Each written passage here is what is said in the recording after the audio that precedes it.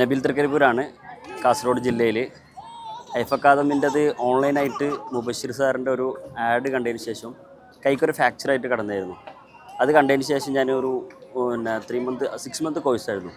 അപ്പോൾ ഞാൻ ആദ്യം ഒരു ഇൻട്രസ്റ്റ് കാണിക്കാതെ ജസ്റ്റ് ടൈം പാസിന് കയറിയതാണ്.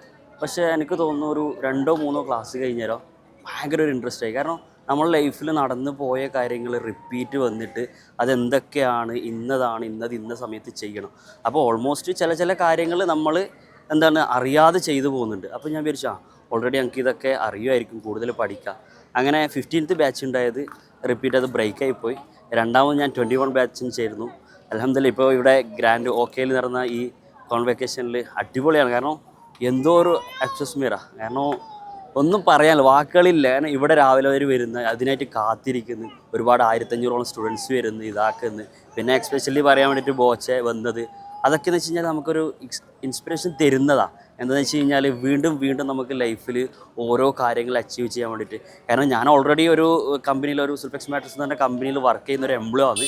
എന്നാലും എനിക്ക് കിട്ടുന്ന ഞായറാഴ്ച സമയം രാത്രിയിൽ ഞാൻ ഡ്രൈവ് ചെയ്യുമ്പോഴാണ് ഞാൻ വീഡിയോസും കാര്യങ്ങളൊക്കെ കേട്ടിട്ട് പഠിച്ചിട്ട് ഇതിൻ്റെ ബാക്കിൽ നിന്നത്. എന്തായാലും ഇതിൻ്റെ ബാക്കിൽ MSc എടുക്കണം എന്നാണ് ആഗ്രഹം. അങ്ങനെ സംതിങ് ഇതൊക്കെ ആഗ്രഹങ്ങൾ വന്നത് ഈ മുബഷിർ സാർ ഇങ്ങനെ ഓൺലൈൻ കോഴ്സ് അതും ചെറിയ ഫീസിന് നൽകുന്നുള്ളത് കൊണ്ടാണ്.